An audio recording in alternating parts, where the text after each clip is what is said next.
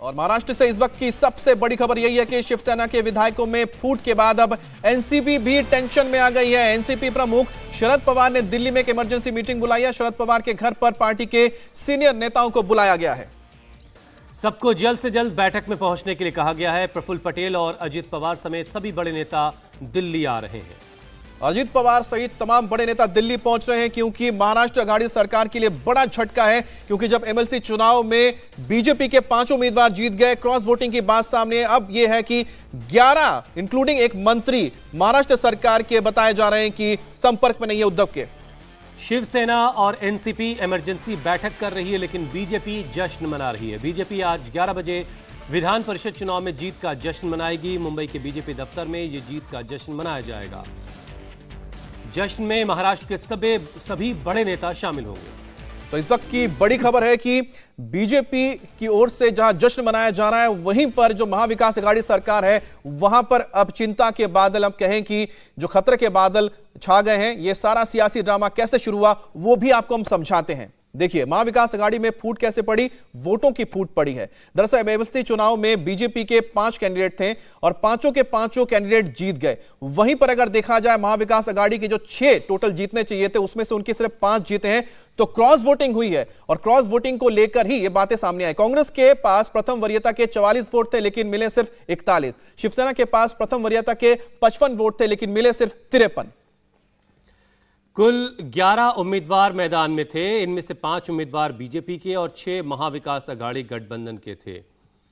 हमारे संवाददाता अतुल इस वक्त हमारे साथ जुड़ चुके हैं। अतुल, क्या अपडेट मिल रहा है? क्या अब कोई संपर्क हो पाया? कोई अपडेट मिल रहा है आपको कि शिवसेना अपने 11 नेताओं से कोई संपर्क कर सकी है? देखिए, अभी जो खबर आ रही है वो ये है कि 11 विधायक, जिसमें एकनाथ शिंदे भी हैं, वो नॉट रीचेबल हैं। लगातार जो संख्या है एकनाथ शिंदे के साथ बाकी शिवसेना के जो विधायक हैं, वो एक के बाद एक उनकी संख्या बढ़ती चली जा रही है। अभी तक 11 थे।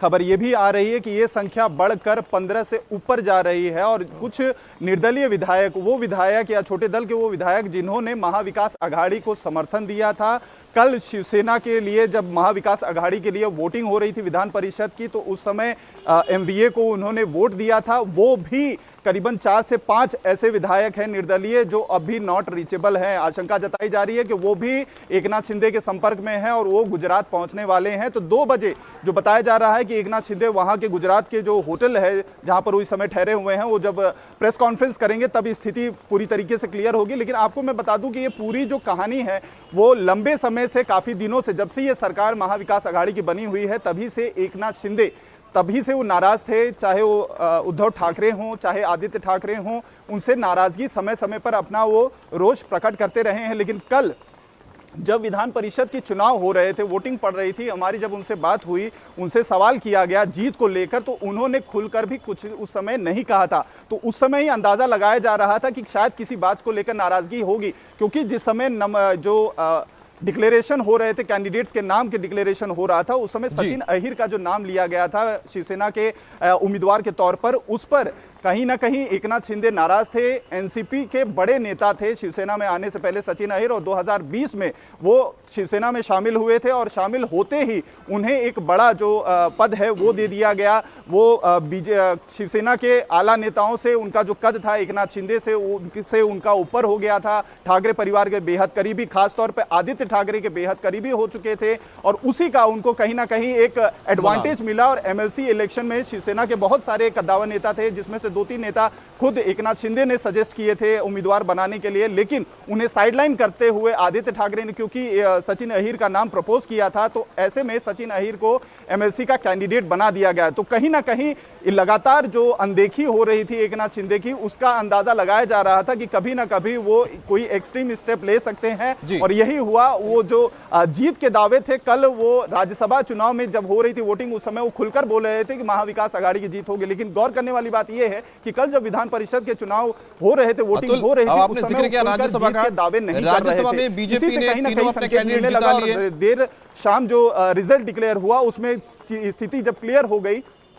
कि महाविकास अघाड़ी का जो 6ठा कैंडिडेट है, कांग्रेस के जो दूसरे उम्मीदवार हिंदोरे, सबसे बड़ा सवाल गए ये भी है कि तो क्या 11 से 15 होती हुई जो फिगर है, नाराजगी दिखाते क्या हुए इसके बाद सरकार को यानी महाविकास अघाड़ी की सरकार के लिए भी कोई खतरा है? नहीं, ये खतरा भी एक बिल्कुल बहुत पैदा बड़ा होता है सवाल है, क्योंकि आप सोचिए कि 288 टोटल नंबर ऑफ सीट्स हैं विधानसभा में, तो 288 का जो हाफ वे मार्क जाता है 145 जाता है। अगर हम जोड़कर देखते हैं तो इस वक्त करीबन 56 जो विधायक हैं वो शिवसेना के हैं, करीब 54 इसमें जो विधायक हो गए वो एनसीपी के हैं, और करीब करीब 44 जो इसमें विधायक हैं वो हैं कांग्रेस के। तो सबको मिला दिया जाता है तो जो आंकड़ा 145 से ऊपर जाता है। लेकिन अगर इनके 10 से 15 अगर निकल जाते हैं शिवसेना के, तो जो आंकड़ा है उनका 145। इंडिया टीवी हर वक्त हर जगह डाउनलोड करने के लिए सर्च करें India TV news Google play store या ऐप स्टोर पर।